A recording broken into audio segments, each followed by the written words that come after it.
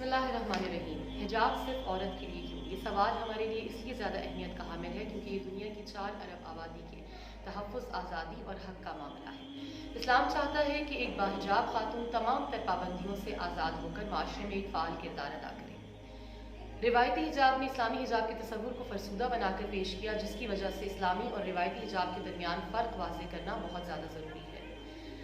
روایتی حجاب محض ایک پابندی ہے کہ جو عورت کو دنیا کو دریافت کرنے حتیٰ کہ علم حاصل کرنے میں بھی رکاوٹ کا باعث بنتا ہے، جبکہ اسلامی حجاب عورت کو ایک باعفت آزادی عطا کرتا ہے، جس کی وجہ سے وہ جہاں چاہے جس طرح چاہے خدا کے لیے اپنی صلاحیتوں کو استعمال کر سکتی ہے۔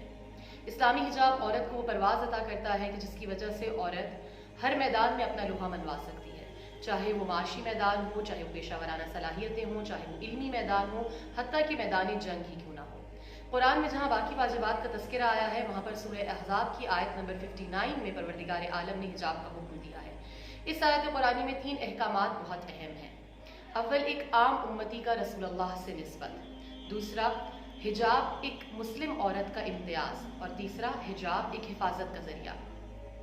سورہ نور کی آیت نمبر 31 میں پروردگار عالم نے حجاب کا حکم دوبارہ دیا، جس میں مومنین عورتوں سے مخاطب ہو کر کہا کہ اپنی نگاہوں کو نیچی رکھیں، اپنی شرمگاہوں کی حفاظت کریں اور اپنی اوڑھنیوں کو اپنے سینوں پر ڈال لیں اور اپنی زیب و زیبائش کو چھپا کر رکھیں۔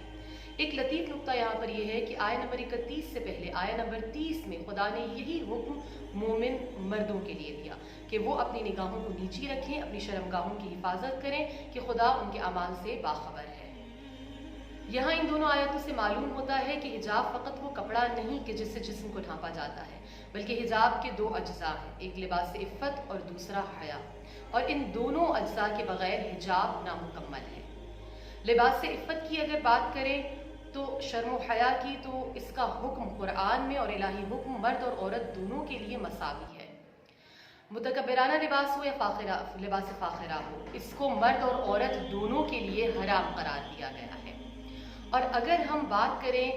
ایک ایسے قرآنی الہی حکم کی، ان دونوں آیات کا اگر تقابلی جائزہ لیں تو دونوں آیات میں 2 احکامات جو مرد اور عورت دونوں کے لیے مشترک نظر آتے ہیں، لیکن 2 احکامات الہی کے جو ایک عورت کے لیے اضافی ہیں، اور ان میں یہ کہ اپنی اوڑھنیوں کو، اپنے دوپٹوں کو اپنے سینوں پر ڈالو اور اپنی زیب و زیبائش کو چھپا کر رکھو۔ ان 2 اضافی الہی احکامات کے لیے جو جسمانی حجاب کا حکم عورت کے لیے زائد ہے، اس کو سمجھنے کے لیے نیچر میگزین کی ایک ریسرچ کا حوالہ آپ کے سامنے پیش کرتی ہوں۔ اس میں ایک نفسیاتی تجربہ کیا گیا کہ جس میں مرد اور عورت دونوں کے آڈیو ویژول سٹیمولس کے ذریعے دیکھا گیا کہ دونوں کے جو ذہنی جنسی محرک ہیں، ان دونوں کو جنسی محرک کو دیکھا گیا کہ آڈیو ویڈیو سٹیمولس میں آیا دونوں کا ایک ہی جنسی ہیجان دونوں میں پیدا ہوتا ہے یا اس کے درمیان کوئی اختلاف ہے، اور نتیجہ حیرت انگیز حد تک قرآن کی اس آیت کا دفاع کرتا ہوا دکھائی دیا کہ آڈیو ویژول سٹیمولس سے مردوں کے اندر عورتوں سے کئی گنا زیادہ جنسی ہیجان پیدا ہوتا ہے۔ علل الشرائی کی ایک روایت جو امام جعفر الصادق علیہ السلام سے منسوب ہے، راوی نے پوچھا کہ کیوں عورت کے بالوں پر نظر کرنا حرام ہے یا عورت حجاب کیوں کرے، تو آپ نے فرمایا کہ عورت کی بے حجابی سے مرد کے اندر ایک ہیجان پیدا ہوتا ہے، وہ ہیجان فساد کی طرف لے جاتا ہے اور وہ فساد انسان کو ایسے دائرے میں داخل کر دیتا ہے جو اس کے لیے حلال نہیں۔ بس ثابت ہوا روایت سے بھی اور ریسرچ سے بھی کہ بد حجابی اور بد نظری انسان کو ایسی جنسی ہیجان کی کیفیت میں داخل کر دیتی ہے کہ جس سے وہ شر الدواب بن جاتا ہے، اور وہ یہ نہیں دیکھتا کہ چاہے کوئی معصوم یا مجبور عورت ہو یا لڑکی ہو یا بچی ہو، اس کی بھی عصمت دری سے دریغ نہیں کرتا۔ یہاں پر یہ بات قابل غور اور قابل فکر ہے کہ بد حجاب مرد اور عورت معاشرے کی بہت سی باحجاب خواتین کی حفاظت کو بھی، ان کو بھی نامحفوظ بنا دیتی ہیں۔ اسی لیے امام علی علیہ السلام نے ارشاد فرمایا کہ عورت کے لیے حجاب حفاظت کا ذریعہ ہے اور اس کی خوبصورتی کی بقا و دوام اور ہمیشگی کا باعث ہے۔ یہ بات سیلف ایویڈنٹ ہے اور بہت زیادہ آبویس ہے کہ جیسے جیسے انسان کی عقل ترقی کرتی جا رہی ہے، ویسے ویسے آزاد فکر خواتین، چاہے ان کا تعلق کسی بھی مذہب یا خطے سے ہو، اپنی آبجیکٹیفیکیشن کو بطور پبلسٹی اسٹنٹ یا مارکیٹنگ ٹول کے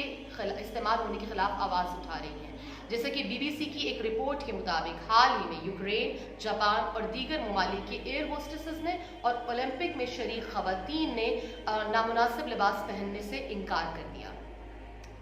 क्योंकि जितने भी जी फहम जी शऊर लोग हैं वो इस बात को समझ रहे हैं कि सरमायादार तबका बेहिजाबी को अपने मुनाफे और सरमायादाराना हवस को मिटाने के लिए इस्तेमाल कर रहा है, यानी बेहिजाबी as a tool of colonialism इस्तेमाल की जा रही है।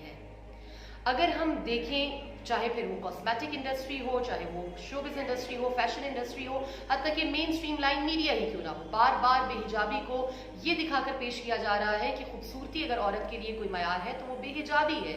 जब एक चीज़ को यूनिवर्सिटी ऑफ वाटरप्रूफ की रिसर्च के मुताबिक बार बार लोगों को दिखाया जाए तो उनके मयारात उसी देखी और सुनी हुई चीज़ के मुताबिक होने लगते हैं। अगर कॉस्मेटिक इंडस्ट्री की बात की जाए तो 2017-2018 से लेकर 2025 तक जो एक बजट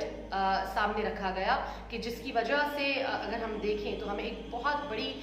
नफ़े की रकम सामने आती है, जिसका तखमीना 2025 तक लगाया जा रहा है कि वो $7.5 बिलियन तक पहुंच जाएगा, और अभी तक $5.6 बिलियन का मुनाफा कॉस्मेटिक इंडस्ट्री कमा चुकी है। और इसके मुकाबले, इसकी कंपैरिजन अगर दुनिया की भूख और अफलास को मिटाने के लिए बजट देखा जाए तो फ़कत $45 बिलियन दरकार है, जो इससे बहुत कम है, लेकिन दुनिया की प्रायोरिटी क्या है इससे मालूम हो जाता है। और इन्हीं ममालिक का कि जो इससे नफ़ा कमाते हैं कॉस्मेटिक्स से और फैशन इंडस्ट्री से, उनका नफ़ा अगर उनका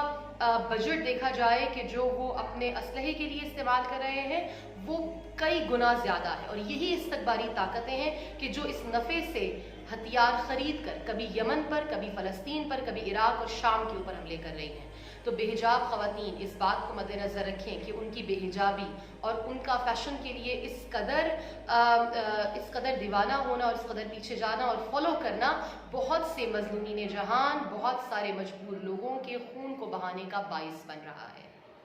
तमाम तरह हक़ाइक़ को सामने रखते हुए बात सामने आती है कि खुदा जो अहसनुल खालिकीन है, उसने अपनी मखलूक के लिए बेहतरीन चीज़ को करार दिया। औरत के लिए बेहतरीन हिजाब था, तो औरत की जो तहफ़्फ़ुज़ का, उसके हक़ का मामला है और उसकी आज़ादी की बका का ज़ामिन है।